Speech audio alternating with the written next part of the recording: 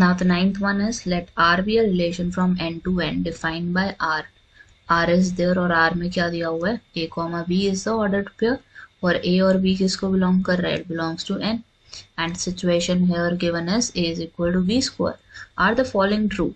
यहाँ पे हमें चेक है कि first condition, second condition, third condition true है या नहीं है. तो अगर फर्स्ट वाले को देखो तो हमें इन्होंने दिया हुआ है A, A belongs to R. But यहाँ पे दिस इज नॉट पॉसिबल कि हमारी A would be equivalent to A square. That's not the condition की वैल्यू हमारी A की 1 है लेट्स से, तो 1 स्क्वायर करोगे तो वो तो सेम आएंगी.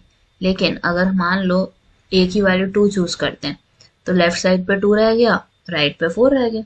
So this is not possible that every time I would be having A is equal to A square. हो सकता है किसी टाइम पे A की वैल्यू A स्क्वायर के इक्वल आ जाए, but not all the times.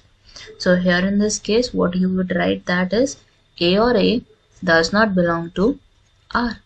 कि A की वैल्यू हमारी B के इक्विवेलेंट नहीं हो सकती.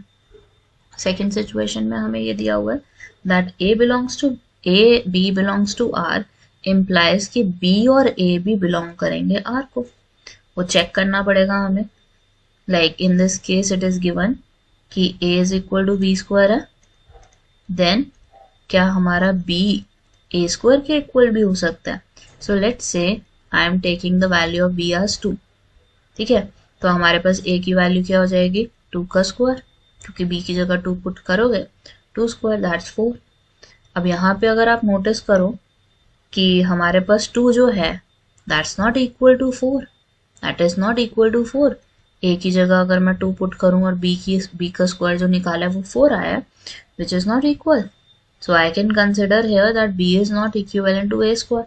और अगर B इक्विवेलेंट नहीं है A स्क्वायर के, so I would say that second condition is also not true. First two the false हो गई. अब थर्ड वाली लास्ट हमें चेक करनी है and we need to understand कि ये ट्रू है या नहीं है. So here in this case again I need to see कि A भी बिलोंग कर रहा है नेचुरल नंबर को कि नहीं, और A B स्क्वायर के इक्वल है या नहीं है, वही चेक करना है इसमें भी, इस गिवन स्टेटमेंट में भी हमें. So let's take one example here.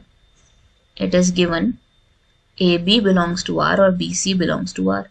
इस सिचुएशन से ये समझ आता है कि A B स्क्वायर के इक्वल है और B C स्क्वायर के इक्वल है.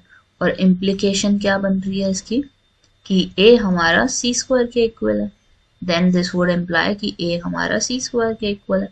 तो अगर हम नोटिस करें, let's say B value is to be 4, A we know is equal to B square which is 4 square, 16 बन जाएगा A की वैल्यू. So 16 is the. और दूसरी सिचुएशन में हमारे पास क्या हो जाएगा, B is equal to C square है ना, B की जगह क्या पुट कर रहे हो 4, C square on the other side, C की वैल्यू कितनी आ गई, that's 2. But I can clearly see कि 16 और 2 स्क्वायर सेम थोड़ी ना. A हमारा कोई C स्क्वायर के इक्वल थोड़ी ना. तो अगर A C स्क्वायर के इक्वल नहीं है तो इसका मतलब क्या इम्प्लाई होता है कि A and C does not belongs to R then. So this is not always true. आपको कुछ ना कुछ मतलब ऐसा कोई एग्जाम्पल क्रिएट करना है फॉर एवरी सिचुएशन ताकि आप प्रूव कर सको दैट दीज आर ट्रू और नॉट.